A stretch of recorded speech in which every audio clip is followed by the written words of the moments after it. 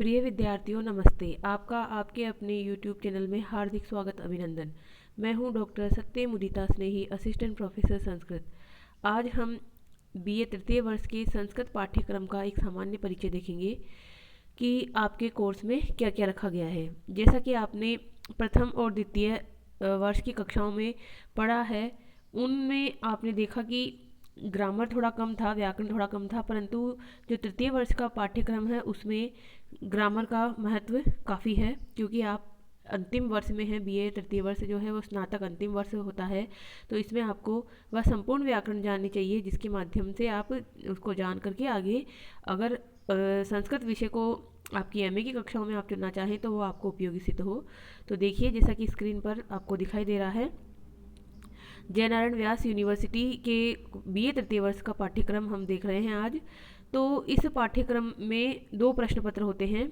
दोनों प्रश्न पत्र 3 घंटे की अवधि के होते हैं और 100 अंकों के होते हैं। 100 अंक के 3-3 घंटे के, और दोनों प्रश्न पत्र अलग अलग दिन आयोजित होते हैं। प्रश्न पत्र का निर्माण संस्कृत भाषा में होता है, किंतु प्रश्न पत्र में अगर कहीं विशेष निर्देश ना लिखा हो तो आप उसको हिंदी में, संस्कृत में अथवा अंग्रेजी में उत्तर दे सकते हैं उस प्रश्न पत्र का। यानी कि कुछ प्रश्नों में विशेष निर्देश होगा, जैसे कि निम्न प्रश्न का उत्तर संस्कृत में ही दीजिए।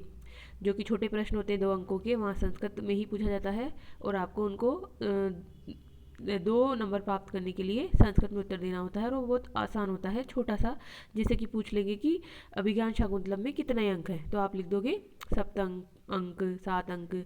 और अगर आपको संस्कृत आ जाती है तो उस पर लगा दोगे जो भी उसका लिंग विभक्ति वचन बनता है जो। तो इस तरह से, या फिर जो कर्ण कौन थे शकुंतला के, वो क्या लगते थे, या फिर अभिज्ञान शाकुंतलम का नायक कौन है, नायिका कौन है, इस तरह के मुख्य रस क्या है, इस तरह के जो क्वेश्चन हैं वो छोटे प्रश्नों में पूछे जाते हैं। और एक बड़ा प्रश्न भी आता है आपके संस्कृत में निबंध लिखने का, जो कि द्वितीय प्रश्न पत्र में आएगा। तो अभी हम दोनों का ही एक सामान्य अध्ययन देखेंगे। अभी तो देखते हैं हम, ये प्रथम प्रश्न पत्र है, उसका नाम क्या है, नाटक तथा व्याकरण। नाटक तो कौन सा नाटक कोर्स में रखा गया, आपके अभिज्ञान शाकुंतलम नाम का नाटक आपके कोर्स में रखा गया है, जिसमें कि 7 अंक हैं और इन 7 अंकों को 2 इकाइयों में बांट दिया गया है। तो देखिए स्क्रीन पर, अभिज्ञान शाकुंतलम 1 से 4 अंक जो हैं वो प्रथम इकाई में, और अभिज्ञान शाकुंतलम 5 से 7 अंक द्वितीय इकाई में है। और अभिज्ञान शाकुंतलम के लेखक कौन है, कालिदास है। कालिदास का हमने विस्तार से विवेचन BA प्रथम वर्ष की कक्षा में ही कर लिया है, क्योंकि वहाँ भी आपके कोर्स में है कालिदास का कुमार संभवम नाम का जो महाकाव्य है उसका पंचम सर कोर्स में रखा गया है। तो आप BA प्रथम वर्ष की कक्षाओं में जो कालिदास का व्यक्तित्व और कृतित्व नामक एक वीडियो डाला गया है उसको देख लीजिएगा, उससे आपको विस्तृत विवेचन मिल जाएगा कि कालिदास कौन थे, उनकी कौन सी कृतियाँ थी और उनके जीवन से जुड़ी हुई किंवदंतियाँ क्या थी। अब हम देख रहे हैं इसमें इकाइयों में विभाजन। तो 5 इकाइयों में आपका ये कोर्स है, और हर इकाई में से प्रश्न पूछे जाते हैं। 3 भागों में प्रश्न पत्र विभाजित रहता है। तो प्रश्न पत्र का विभाजन अभी हम नीचे देखेंगे कि किस तरह से है। अभिज्ञान शाकुंतलम, जैसा कि नाम से ही स्पष्ट है, अभिज्ञान यानी पहचान, शाकुंतलम यानी शकुंतला की। शकुंतला नामक जो कन्या थी उसकी पहचान जिस ग्रंथ में की गई है उसका नाम है अभिज्ञान शाकुंतलम। शकुंतला का भी आपको पता होगा कि नाम कैसे पड़ा था। तो शकुंतला जो है वो ऋषि कर्ण के द्वारा पाली गई थी, यानी उनकी वह पुत्री नहीं थी, उनकी वह जन्मजात उनके पिता नहीं थे, अपितु वह विश्वामित्र और मेनका की पुत्री थी, जिसको कि मेनका ने एक तरह से एक त्याग दिया था, क्योंकि मेनका तो अप्सरा थी, तो उसने उसे त्याग दिया था। और वह ऋषि कर्ण को एक वृक्ष के नीचे मिली थी, और जब वह वृक्ष के नीचे मिली थी वह कन्या शकुंतला, तो उसकी चारों तरफ शकुन नाम के पक्षी जो थे घेरा बनाकर उसको एक तरह से सुरक्षा दे रहे थे, तो उनके द्वारा वह रक्षित थी, तो इसलिए शकुंतला नाम पड़ा। शकुन नाम के पक्षियों से घिरी हुई मिलने के कारण शकुंतला, और शकुंतला को आधार करके जो ग्रंथ लिखा गया जिसमें उसकी पहचान का जो चिन्ह बनता है वो मुद्रिका, अंगूठी, तो इसलिए अभिज्ञान शाकुंतलम। ये इसमें एक घटना है मुद्रिका के द्वारा शकुंतला की पहचान, तो ये इसके आधार पर इसका नामकरण रखा गया है। 7 अंक है। जब इसको हम विस्तार से पढ़ेंगे तो हम इसमें जानेंगे कि किस तरह से है। संक्षेप में आपको मैं बता देती हूँ कि दुष्यंत नाम की जो राजा हैं वह शकुंतला पर मोहित होते हैं। शकुंतला चूंकि ऋषि कन्या नहीं है, सिर्फ पालित कन्या है ऋषि के द्वारा, वह एक क्षत्रिय विश्वामित्र और मेनका जो अप्सरा है उनकी पुत्री है। तो ऋषि कण्व को ये चिंता है कि यह क्षत्रिय कन्या है, तो इसकी क्षत्रिय कन्या से ही, क्षत्रिय वर से ही इसका विवाह हो तो अच्छा रहेगा। तो जो उसके पिता हैं कण्व, वह उसके अनुकूल भाग्य के लिए, यानी कि उसके जीवन में अच्छा ही हो और कोई भी अगर बुराई हो, कुछ भी अगर संकट आने वाला हो तो उसका निराकरण हो। तो शकुंतला के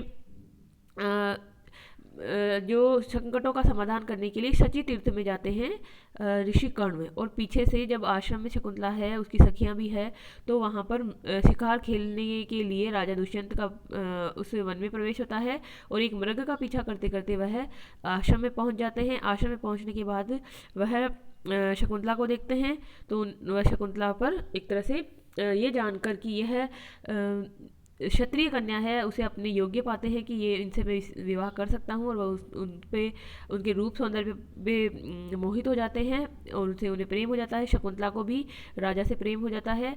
आपस में दोनों का प्रेम होने के बाद गंधर्व विवाह होता है। गंधर्व विवाह के बाद शकुंतला गर्भिणी होती है।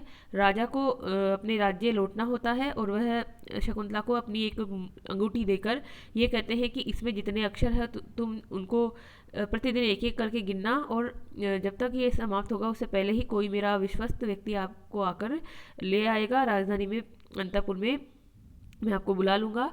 तो ये शकुंतला है, और इधर शकुंतला जो है वो राजा के गम में एक तरह से याद में खोई रहती है। उसके दरबार, उसके आश्रम में पहुंचते हैं दुर्वासा ऋषि। दुर्वासा ऋषि तो वैसे ही बहुत ही क्रोधी व्यक्ति दिखाए गए हैं पूरे संस्कृत साहित्य में ही। तो वह पहुंचते हैं और शकुंतला जो है उनका स्वागत सत्कार नहीं करती, क्योंकि वह तो दुष्यंत के ख्यालों में खोई हुई है। तो जो दुर्वासा है वह उसको शाप दे देते हैं कि जिसको तुम याद कर रही हो वह तुम्हें भूल जाएगा, इस प्रकार का शाप देते हैं। तो यहाँ पर उसकी सखियाँ हैं अनसूया और प्रियमवदा। ये अनुनय विनय करके प्रियमवदा जो है वो ऋषि से कहती है कि हमारी जो सहेली है उसे भूल हुई है, आप इसे माफ़ करें, क्षमा करें, इसे तो पता भी नहीं है कि आपने इसको शाप दे दिया है।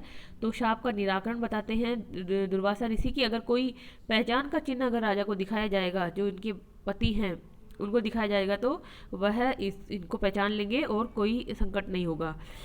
तो इसलिए विश्वास हो जाती है दोनों सखियां की शकुंतला के पास अंगूठी तो है ही राजा की, वह अंगूठी को दिखा देगी तो जो शाप का है निवारण हो जाएगा और दुष्यंत और शकुंतला का मिलन होगा और वो अंतःपुर में आसानी से रह पाएगी।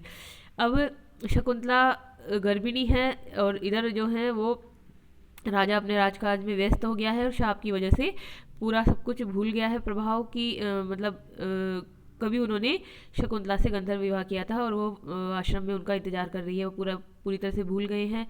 ऋषि कण्व अपने आते हैं लौटकर सची तीर्थ से, तो जानते हैं आकाशवाणी के माध्यम से कि उनकी जो पालित पुत्री है वह गर्भिणी है, तो वह उसे अपने पति के पास भेजने के लिए व्यवस्था करते हैं और उसे अपने दो शिष्यों के साथ में और एक धात्री के साथ में उसे भेज देते हैं। राजा जो है वह शाप के वश उसे पहचानने से इनकार कर देता है और शकुंतला अपने भाग्य को कोसती हुई रोती है कि ये क्या है, मतलब भाग्य में इस तरह का लिखा है। जब वह इस तरह से विलाप कर रही होती उसी समय आकाश से उनकी जो माता है मेनका वो प्रकट होती है अदृश्य रूप में प्रकट होकर उनको अपने साथ ले जाती है और ले जाकर उन्हें मारीच ऋषि जो कि कश्यप ऋषि हैं उनके आश्रम में छोड़ देती है। वहाँ पर रहते हुए उनके सर्वदमन नाम का पुत्र होता है जिसका नाम भरत रखा जाता है आगे, और उसी से हमारे भारत का नाम भारत रखा गया, भरत, क्योंकि वो चक्रवर्ती सम्राट हुए थे और चक्रवर्ती सम्राट की वजह से आज भी हम भारत को उन्हीं भरत के नाम से जानते हैं। तो ये हमारे इतिहास से जुड़ी हुई भी घटनाएं हैं। तो इस प्रकार से ये जो ग्रंथ है इसमें अब सुखद मिलन होता है। राजा को इंद्र अपने युद्ध में जो राक्षसों से उनका युद्ध छिड़ गया है उसमें जीत के लिए बुलाते हैं, निमंत्रण देते हैं दुष्यंत को। दुष्यंत वहाँ जाते हैं, राक्षसों का वध करते हैं वो, और उसमें इंद्र को जीत मिलती है। जब वापस लौट रहे हैं दुष्यंत, तो रास्ते में मारीच ऋषि का आश्रम दिखाई देता है उन्हें। वहाँ उतरकर वह उनको प्रणाम करना चाहते हैं, आशीर्वाद देना चाहते हैं। तो उसी समय वहाँ पे देखते हैं कि एक बालक है जो मृग नहीं, सॉरी, किसके, शेर के सिंग के शावक से खेल रहा है, दांत गिन रहा है उसके। तो ये आपको ये घटना बहुत अच्छे से पता होगी कि वह सिंह का मुंह चौड़ा करके उसके दांत गिर रहा है। तो वो देखते हैं कि इतना प्रतापी, इतना पराक्रमी बालक किसका है, और अंत में उन्हें पता चलता है कि ये बालक तो उनका ही है। और इस प्रकार से मारीच ऋषि के आश्रम में शकुंतला और दुष्यंत का पुनः मिलन होता है। शकुंतला अपने जो है राजमहिषी का पद प्राप्त करती है, और जो दुष्यंत उनको अपने अंतपुर में देते हैं स्थान। और इस प्रकार से शाप का निवारण भी हो चुका है। और यहाँ पर मिलन होता है। और ये शाप का निवारण कैसे हुआ था, तो इसमें भी एक घटना है कि जब वो अंगूठी कहीं खो जाती है शकुंतला से, क्योंकि वह भी जब रास्ते में आ रही होती है दुष्यंत के यहाँ, तो उसके हाथ से वह अंगूठी गिर जाती है नदी में। नदी में वह एक मछुआरे को मिलती है, और मछुआरे को मछली के पेट में मिलती है। तो वह उसको, क्योंकि वो तो मूल्यवान मुद्रिका है, उसको बेचने के लिए बाजार में जाता है। तो वहाँ पर जो राजा के सैनिक है उनके द्वारा देख लिया जाता है, और उसे चोर समझा जाता है कि तुमने कहीं से चुराई है। वह उसे राजा के पास प्रस्तुत करते हैं। राजा उस अंगूठी को देखते ही सारा कुछ वृत्तांत याद कर लेते हैं कि किस प्रकार से उन्हें शकुंतला से प्रेम हुआ था, विवाह हुआ था, इत्यादि इत्यादि घटनाएं। और राजा उस दिन से ही बहुत अपने आप को कोसते हैं और दुख में जीवन जीते हैं। इसी बीच में जब इंद्र के द्वारा उनका बुलावा आता है, तो वह इंद्र के लिए जाते हैं युद्ध में भाग लेने, और वहीं पर वापस लौटते हुए मारीच ऋषि के आश्रम में उन्हें शकुंतला मिल जाती। तो इस प्रकार से यहाँ पर राजा का पश्चाताप भी है, और कुछ कुछ घटनाएं इस तरह से जोड़ी है कवि ने कि वह दुष्यंत के चरित्र में दाग नहीं लगाती, क्योंकि दुर्वासा का शाप और ये जो घटनाएं हैं, यह कवि ने अपनी मौलिकता से उसमें जोड़ी है। कवि कालिदास ने कुछ घटनाओं में परिवर्तन किया जाता है, तो ये हम देखेंगे जब हम पढ़ेंगे विस्तार से इसको, तब हम इसमें और भी अच्छे से देखेंगे कौन सी ऐसी घटनाएं हैं जो कवि ने अपनी मौलिकता से जोड़कर इसमें मौलिक परिवर्तन किया है। अब देखते हैं हम आगे। इकाई 3 में आपके क्या है, इकाई 3 में है कृत प्रत्यय और धातु रूप। तो कृत प्रत्यय, कृत यानी कि क्री इत्यादि धातुओं से लगने वाले प्रत्यय को कृत प्रत्यय कहते हैं। प्रत्यय क्या होते हैं, ये आपको पता ही है कि प्रति उपसर्ग पूर्वक अय जो होता है, उस शब्द से अय धातु से अच प्रत्यय करके प्रत्यय बनता है। तो इसका मीनिंग क्या होता है, प्रति यानी पीछे की ओर, अय यानी आने वाले जो वर्ण समूह होते हैं वो प्रत्यय कहलाते हैं, यानी कि जो पीछे की ओर लगते हैं। कोई भी जो धातु इत्यादि है उसमें पीछे की ओर से जो आते हैं उसको प्रत्यय कहा जाता है। और प्रत्यय पीछे की ओर से आने वाली चीज़ें हैं, परंतु वो धातु से भी आ सकते हैं और शब्द से भी आ सकते हैं। तो जो धातुओं से आते हैं उसको कृत प्रत्यय कहते हैं। तो कैसे याद रखेंगे आपको, उसको क्री इत्यादि धातुओं से लगने वाले प्रत्यय को कृत प्रत्यय कहते हैं। और कृत से बनने वाले जो शब्द होते हैं वो बाद में कहलाएंगे कृदंत। कृत है अंत में जिनके कृदंत है। तो अब ये कौन से प्रत्यय हैं कृत प्रत्यय, आपके कोर्स में रखे गए नउल, त्रिच, अण, अच, ल्यू, निणी, घय, अप, खल, नमुल इत्यादि जो प्रत्यय है, इनमें से आपके सूत्र उल्लेख पूर्वक इनकी व्युत्पत्ति पर एक प्रश्न आएगा एग्जाम में। तो ये भी हम देखेंगे विस्तार से। नउल शब्द जैसे कारक शब्द में नउल ही होता है, क्री धातु से नहुल प्रत्यय करके कारक बनता है। फिर आगे देखिए, इसमें जो आपकी धातु रूप है, तो लघु सिद्धांत कौमुदी में अजंत पुंलिंग प्रकरण नाम से राम शब्द हैं। तो वह राम शब्द की हमें सूत्र सहित स्वरूप सिद्धि करनी पड़ेगी। यानी कि आपने बीए प्रथम वर्ष में जो राम शब्द याद किए थे, राम है, रामो, रामा, रामम, रामो, रामान, तो इन जो शब्दों में जैसे कि राम है, ये कैसे बना, रामौ, ये कैसे बना, मूल शब्द तो राम था। तो सु, ओ, जस, अम, ओट, शस इत्यादि करके प्रत्यय होते हैं, सुप प्रत्यय वह इन पे लगते हैं, और इनके सूत्र उल्लेख पूर्वक इनकी सिद्धि होती है कि राम शब्द से रामौ कैसे बना, रामई कैसे बना, इत्यादि इत्यादि, रामात कैसे बना, रामस्य कैसे बना, ये सब हम अच्छे से जानेंगे। इसमें धातु रूप, धातु रूपों में क्योंकि संस्कृत में धातु रूप बहुत महत्वपूर्ण होते हैं, जो वर्ब्स होती हैं आपके अंग्रेजी में, वही यहाँ पे धातुएं होती है। तो लट, लोट, रिट, लंग और विधिलिंग लकारों में 2 रूपों का निर्दिष्ट लकार एवं पुरुष संबंधी एक प्रश्न आएगा। उसमें निम्न धातुएं जो यहाँ गिनाई गई है वो धातुएं होगी, और उनका क्या होगा, पूछा जाएगा उन पे कि उनकी सिद्धि और या फिर उनके रूप भी। तो रूप तो आपने बीए प्रथम वर्ष में याद ही किए थे।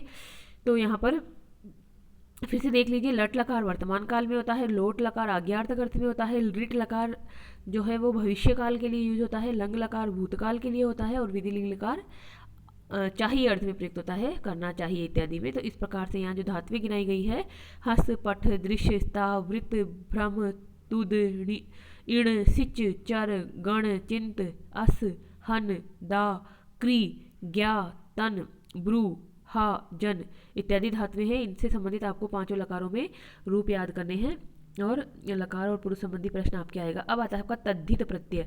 तद्धित क्या होते हैं? देखो, प्रत्यय अभी आपने जान लिया प्रत्यय क्या होते हैं। अब प्रत्यय दो प्रकार के होते हैं, कृत प्रत्यय और तद्धित प्रत्यय। तो कृत प्रत्यय धातुओं से लगते हैं और तद्धित प्रत्यय शब्दों से लगते हैं। शब्द मतलब जैसे तस्य हितः तद्धितः, इस शब्द को समझिए। तत् तत् तत् तो तत्व शब्द होते हैं, स तौ ते इत्यादि रूप बनते हैं। तो जो शब्द रूपों से लगते हैं वह तद्धित प्रत्यय होते हैं। इसमें जो आपके कोर्स में है वो बहुत सारे प्रत्यय हैं, ठक, मतुप, इमनिच, अण, छ, तरप। तरप आपने जाना था, जैसे मैंने बीए प्रथम वर्ष में भी आपको समझाया था। गुरु और तर प्रत्यय जोड़ा तो गुरु तरह, तमप जोड़ा तो गुरु तमह, लघु लघुतर लघुतमह। इस तरह से यशुन प्रत्यय, इष्टन, तमप, च्वी, वती, मयट, कल्प, कल्पप, ढक, साती, डर, दत्त, रच और दत्त, मच। इस प्रकार से आपके ये तद्धित प्रत्यय हैं। इनको भी हमें सूत्र जो इनके सामने लिखे गए सूत्रों को व्याख्या से ही समझना होगा कि कौन कौन से सूत्र आपके कोर्स में हैं। अब देखिए समास। समास भी बहुत ज़रूरी है परीक्षाओं के लिए, क्योंकि समास जो है वो जैसे संधि महत्वपूर्ण होती है संस्कृत में, वैसे ही समास भी महत्वपूर्ण होते हैं। समास का क्या मतलब होता है? समास में मतलब होता है सम प्लस आस। सम उपसर्ग पूर्वक अस धातु से घय प्रत्यय करके बनता है समास। तो यहाँ पर होता है सम्यक प्रकार से आस यानी रखे हुए। जो दो या दो से अधिक पद होते हैं वो सम्यक प्रकार से रखे हुए होते हैं, उनको एक जगह लाया जाता है और उसको कहा जाता है समास। तो समास क्या होते हैं? समास 5 प्रकार के होते हैं जो संस्कृत साहित्य में। तो पहला जो समास है वो केवल समास कहलाता है, जिसका कि कोई नाम नहीं होता। विशेष संज्ञा विनिर्मुक्त है, केवल समास है प्रथम है। फिर होता है अव्ययीभाव समास, जिसका कि सूत्र आपके सामने लिखा हुआ है। वह होता है प्रथम पद जिसमें अव्यय होता है और पूर्व पद ही उसमें प्रधान होता है। यह अव्यय में विभक्ति, समीप, समृद्धि, ये इस प्रकार से एक सूत्र है जिसमें कि 16 अर्थों में अव्यय होते हैं और उससे समास बनता है। फिर आता है आपका तत्पुरुष समास। तत्पुरुष समास में क्या होता है कि उत्तर पद प्रधान होता है और इसके अनेक प्रकार के भेद होते हैं। तो इसमें ही जो है जो विभक्तियाँ होती है वो विभक्तियों से ये जैसे तृतीय तत्पुरुष, चतुर्थी तत्पुरुष, पंचमी तत्पुरुष इस प्रकार से करते हुए बनता है। तत्पुरुष का भेद ही कर्मधारय होता है और कर्मधारय का भेद बाद में जाके द्विगु बनता है। द्विगु जो है वो संख्या पूर्वो द्विगु, जैसा कि आपको स्क्रीन पर दिखाई दे रहा है। संख्या जब आगे की तरफ होती है तो उसे द्विगु समास कहते हैं। और इसी में ही उपपद समास होता है, उपपदमतिंग इसका एक सूत्र है, इससे बनता है ये। तो आपके कोर्स में तो यहीं तक है, परंतु जो समास में और होते हैं द्वंद्व समास और बहुव्रीहि समास। तो द्वंद्व समास में क्या होता है? प्रथम पद और उत्तर पद यानी पूर्व पद और उत्तर पद दोनों ही प्रधान होते हैं, वो द्वंद्व समास होता है। और जो अन्य पद पदार्थ होता है वो बहुव्रीहि समास होता है, जैसे कि दशानन, तो दश और आनन 10 चेहरे, 10 चेहरे हैं जिसके वह है कौन? दशानन रावण। तो इस प्रकार से ये संस्कृत में 5 प्रकार के समास होते हैं, जिसमें से आपके कोर्स में जो लिखे हुए हैं वो ये 3-4 भी नहीं 8-10 ये सूत्र गिनाए हुए, इनको हमें विस्तार से समझना है तो हम इसको करेंगे। अब प्रश्न पत्र का निर्माण, जैसे कि आपने बीए प्रथम वर्ष और द्वितीय वर्ष में पेपर लिखे हैं वैसा ही बिल्कुल है यहाँ पर, इसमें कोई भी नया चीज़ नहीं है। तो अभाग, बभाग और सहभाग 3 भागों में प्रश्न पत्र बटा हुआ है आपके। अभाग में 10 प्रश्न आएंगे, संस्कृत भाषा में उनका उत्तर देना होगा, प्रत्येक 2 अंक का होगा तो हो जाएंगे 20 अंक आपकी। बभाग में प्रत्येक इकाई से 2-2 प्रश्न पूछे जाएंगे। जो ऊपर इकाइयों में बांट रखा है कोर्स को, तो प्रत्येक इकाई से 2-2 प्रश्न होंगे और उनमें अथवा होगा। तो आपको 10 प्रश्न मिलेंगे, परंतु करने कितने होंगे? 5 प्रश्न करने होंगे और प्रत्येक प्रश्न 7 अंक का होगा, तो 7 पंजे 35 आपके अंक हो जाएंगे। फिर भाग स में क्या होगा कि प्रत्येक इकाई से 1 प्रश्न पूछा जाएगा और एक होते होते वो हो जाएंगे आपके वहाँ पर कितने प्रश्न? 7 प्रश्न, उसमें से करने कितने होंगे? आपको करने होंगे 3 प्रश्न। तो प्रत्येक इकाई से एक प्रश्न, सॉरी यहाँ पर प्रत्येक इकाई से एक प्रश्न, तो 5 प्रश्न मिलेंगे, 5 में से कोई 3 आपको करने होंगे, तो 3 इंटू 15 तो 45 अंक हो जाएंगे। तो प्रत्येक इकाई से एक प्रश्न, यानी कि आपको मिलेंगे, आपको 3 प्रश्न करने होंगे, 15 3 45 इस तरह से।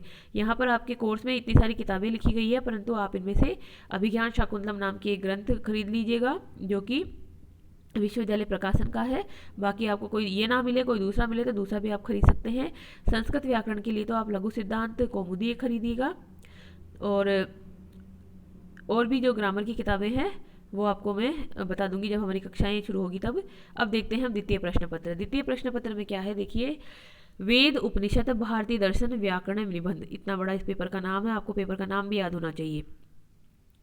वेदों में हमारे कुछ सूक्त कोर्स में हैं, जिसमें कि ऋग्वेद के अग्नि सूक्त 1 विष्णु सूक्त 154, हिरण्यगर्भ सूक्त 10 121, वाक सूक्त 10 125, संज्ञान सूत्र 10 191 और इंद्र सूक्त 2 12। तो ये क्या है, ये इनके अंक हैं, ये इनका है। जैसे कि अग्नि सूक्त 1 लिखा है, इसका मतलब है प्रथम मंडल का प्रथम सूक्त, ऋग्वेद के प्रथम मंडल का प्रथम सूक्त है। विष्णु सूक्त ऋग्वेद के प्रथम मंडल का 154वां सूक्त है। तो इसमें क्या होता है, मंडलों में विभाजन है, ऋग्वेद का 10 मंडल है, तो इस प्रकार से जहाँ 10 लिखा है उसका मतलब है 10वां मंडल का 125वां सूक्त कोर्स में है। फिर इंद्र सूक्त के आगे लिखा हुआ है 2 12, इसका मतलब है दूसरे मंडल का 12वां सूक्त है। तो इस प्रकार से ये हमें पढ़ना है, हम इसको विस्तार से देखेंगे। यहाँ पर भी मंत्र आते हैं, मंत्रों की व्याख्या आती है, और उसके साथ ही आपके लिए आता है देवता का स्वरूप लिखना, जैसे कि अग्नि देवता का स्वरूप बताइए, विष्णु देवता का स्वरूप बताइए, इत्यादि। बड़ा प्रश्न आता है, 15 अंकों का एक प्रश्न आएगा जो भाग स में मिलेगा आपको। कठोपनिषद, कठोपनिषद क्या है, एक प्रकार का उपनिषद है, जिसमें कि कठ शाखा जो है यजुर्वेद की कठ शाखा से संबंधित है। तो इसमें प्रथम अध्याय आपके कोर्स में है। प्रथम अध्याय में 3 वल्लियां हैं, उन वल्लियों का जो सार लिखने के लिए भी आता है बड़े प्रश्न के रूप में, और उनके मंत्र भी आते हैं व्याख्या के रूप में। तो यहाँ पर मुख्य विषय वस्तु के रूप में है यम नचिकेता संवाद होता है। यम नाम के जो मृत्यु के देवता है, उनके पास नचिकेता एक योग्य शिष्य के रूप में पहुँचता है, और वो उसे जीवन मरण का, आत्मा का, इनका ज्ञान देते हैं। तो यह कठोपनिषद का जो है मुख्य विषय वस्तु है। और ये एक तरह से इसमें लौकिक उदाहरणों के माध्यम से सामान्य जनता के लिए आत्म तत्व का ज्ञान प्रस्तुत किया गया है। और जैसे भगवत गीता में बताया गया है कि आत्मा न जन्म लेती है, न मरती है, न किसी को मारती है, न वह किसी से मारी जाती है, इस प्रकार का इसमें उपदेश है। और नचिकेता जो हैं वह 3 वरदान प्राप्त करते हैं मृत्यु के देवता यम से, और उसी तरह से उसमें यही उल्लेख है कि किस प्रकार से वह एक छोटा सा बालक होते हुए भी जो आत्म तत्व का ज्ञान प्राप्त करने का योग्य अधिकारी अपने आप को सिद्ध करता है। और यम जो देवता हैं, जो मृत्यु के देवता हैं, वह उसे आत्म तत्व का ज्ञान देने के लिए एक तरह से विवश हो जाते हैं कि ये योग्य शिष्य, इसको तो देना ही पड़ेगा ज्ञान। तो ये बहुत ही अच्छा उपनिषद है। उपनिषद में वैसे ही रहस्य विद्या होती है, तो ये रहस्य विद्या को लौकिक माध्यम से सिखाया गया है यहाँ पर।